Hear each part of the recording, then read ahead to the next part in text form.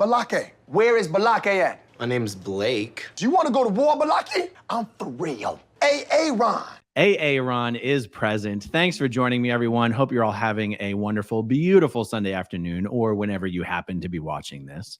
So, guys, a pretty important subject that I want to touch on today. And I think I'm going to show you an example of Scientology children of a very young age being subjected to Scientology auditing.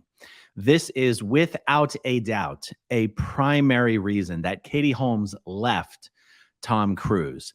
I remember seeing it widely reported that it was like very specific to the fact that Suri Cruise at this time was either I think she was just about to turn 6 years old. And I'd seen it reported in the press that 6 years old is some particular milestone for a child in Scientology. That's when they start being subjected to Scientology training and conditioning and auditing.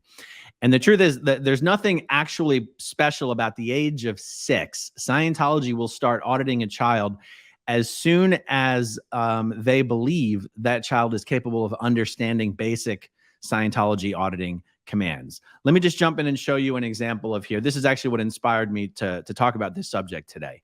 This is from a Scientology Facebook group specifically for Scientology mothers. I'm going to block out some of the identifying information here. I'm going to blur the face of the child.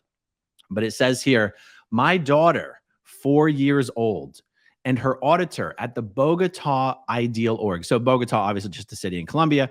Ideal Org is just Scientology's term for a Scientology organization that has purchased and renovated like a 50,000 new square foot building that they don't need. That's all Ideal Org means. So my 4-year-old daughter and her auditor at the Bogota Ideal Org, she came out of session more enthusiastic than I have ever seen before.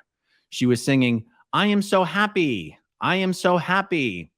Okay, so not exactly a sensationalist, scandalous type Facebook post.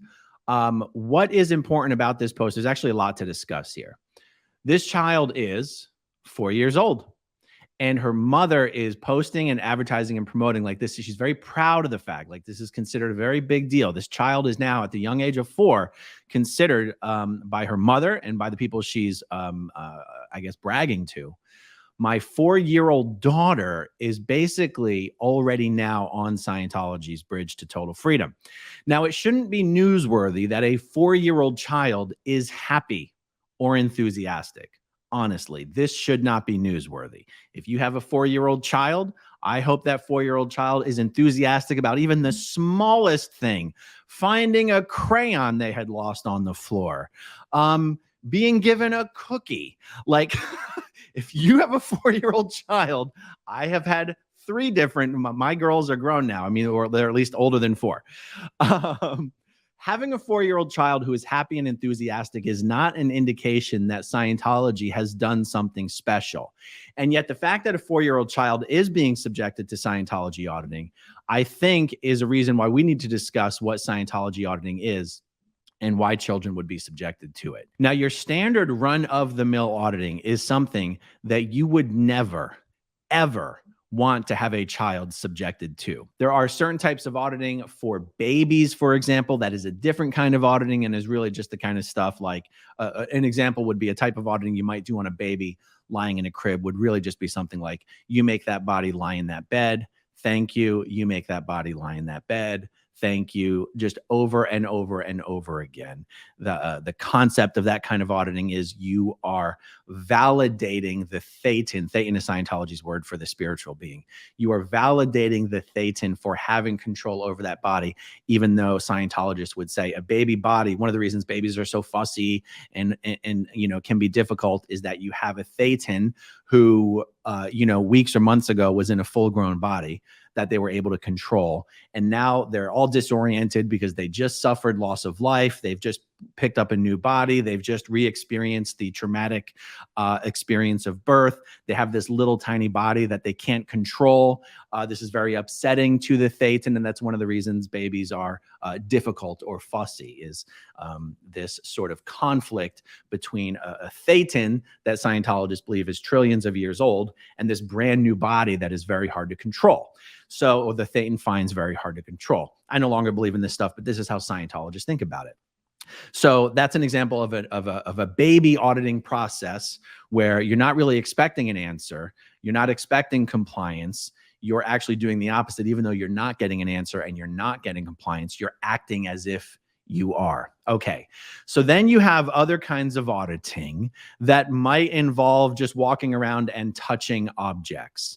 And if you have a 4-year-old who's at least able to understand words and is able of walking around and touching objects, that's an example of a type of auditing that maybe you could do on a child that age. There is some types of auditing. Scientologists call it auditing, but it's not really. It's just playtime.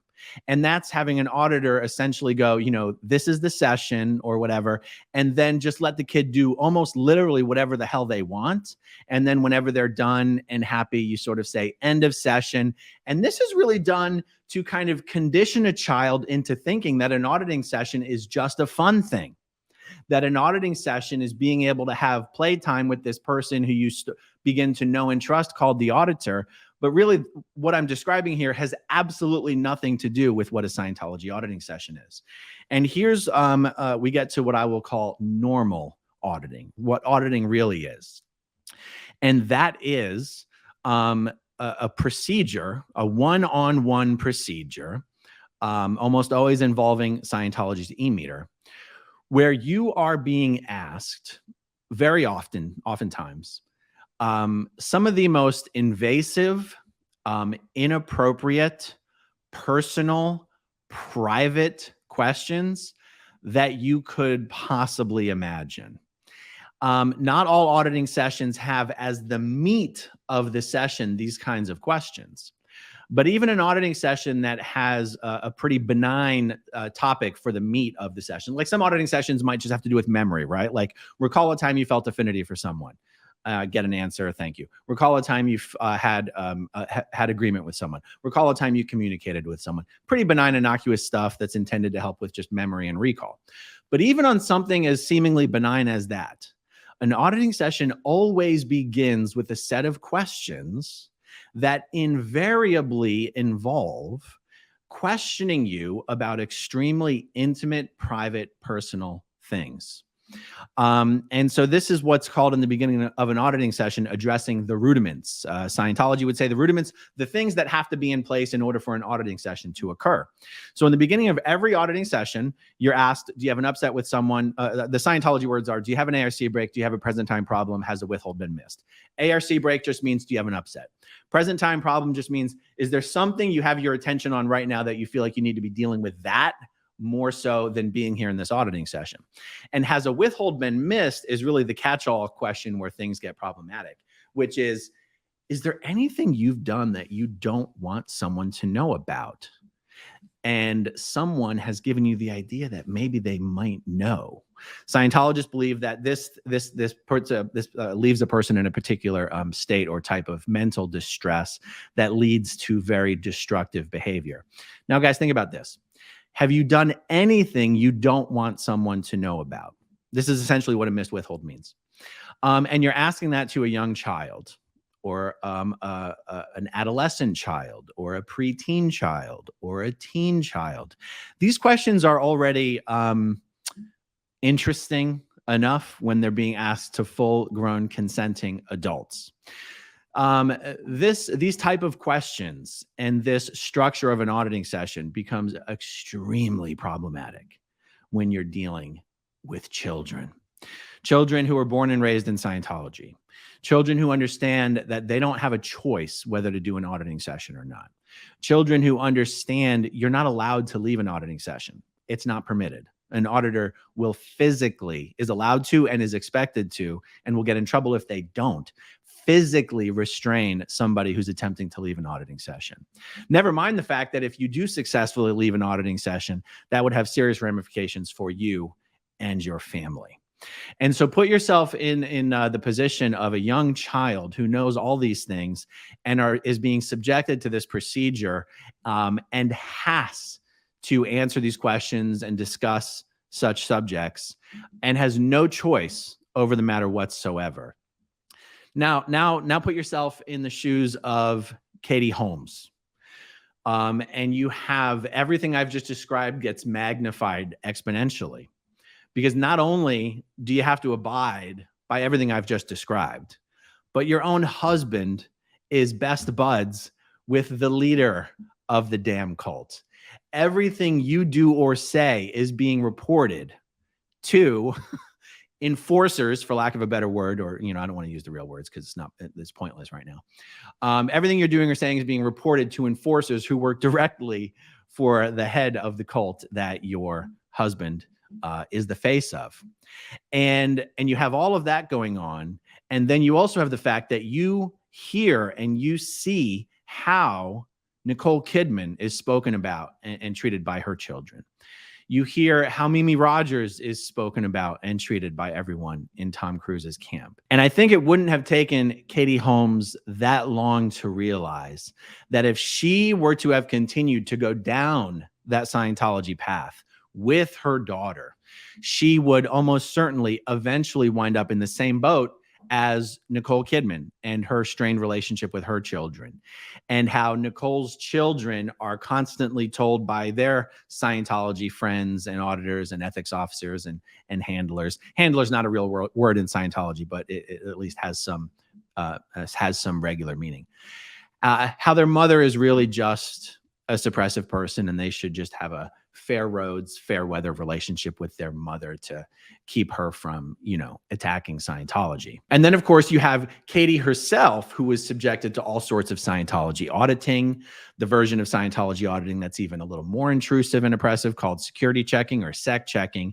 And Katie Holmes would have, again, pretty quickly realized that everything she was being subjected to is the same thing that her daughter Suri would eventually be subjected to if it wasn't already happening. And this is why I was sort of inspired to talk about this subject by this Facebook post, because I remember the media making a very big deal over the fact that Suri was about to turn 6 years old, and that was some sort of a special age for Scientology. And I wanted to point out that that's not even true. You can start children on auditing earlier than 6 years old. And this post here on Facebook is evidence that not only could it occur, but it does occur. And not only does it occur, but it's celebrated. People think it's amazing. The younger you can get your kids started on Scientology auditing and Scientology training, the more incredible and impressive that it is. I can tell you from personal experience that when kids of a very young age start doing auditing and training, what is pushed on them is that the reason they are so capable and aware and competent as to be able to start upon this path at such an early age is because you were obviously a trained Scientologist in your previous life. And because of that, you were able to skip the between lives area where your L. Ron Hubbard says your Thetan memory gets wiped and you lose all recall of your past life and everything. And now that you benefited from Scientology in your past life, you're aware enough to recognize the truth and the value of Scientology at such a young age, which is why you were wise enough to specifically make sure you were reborn into a body belonging to a Scientologist family, so that you could be sure you could resume your auditing and training path at as young of an age as possible. And I promise you, Suri Cruise was being told by people around her, and Katie would have been told by people around her, that Suri was a reincarnation. Scientologists don't actually use the word reincarnation, a reincarnation of some highly trained OT Scientologist. So anyhow, this subject of children being subjected to Scientology auditing, and not only that, but even further, children being trained as Scientology auditors so that they themselves are actually the ones conducting these highly invasive auditing sessions on full-grown adults is something I really do want to discuss more on my channel. It is one of the most potentially abusive aspects of Scientology that I know for most Scientologists, they just have these blinders on, given the belief structure that they are so strictly adhering to, they have these blinders on.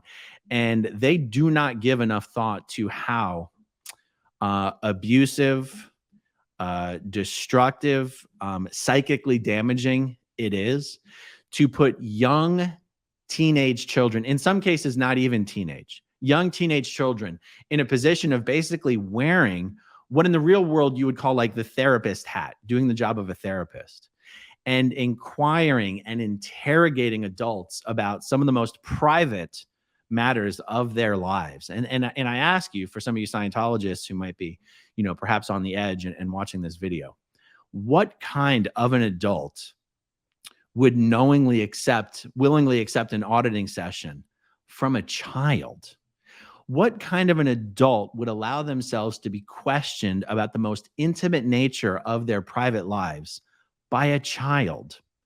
And what kind of an adult would benefit from, be comfortable with, or even, I dare say, enjoy answering such questions to a child who has probably never even heard the terms you are using before? They've probably never even heard such terms, the terms you would use to answer such questions, never even heard or been exposed to such terms prior to you using those terms to answer the questions this child is being required to ask you. It really is one of the most sickening and disgusting aspects of Scientology.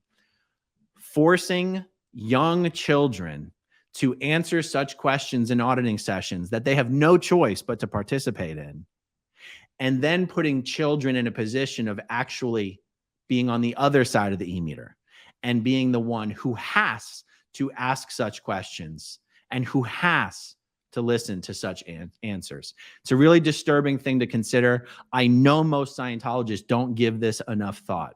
So perhaps now I can offer it as food for thought. All right, everybody, thank you for watching and listening. Thank you to everybody who watches until the very end, and I'll talk to you soon.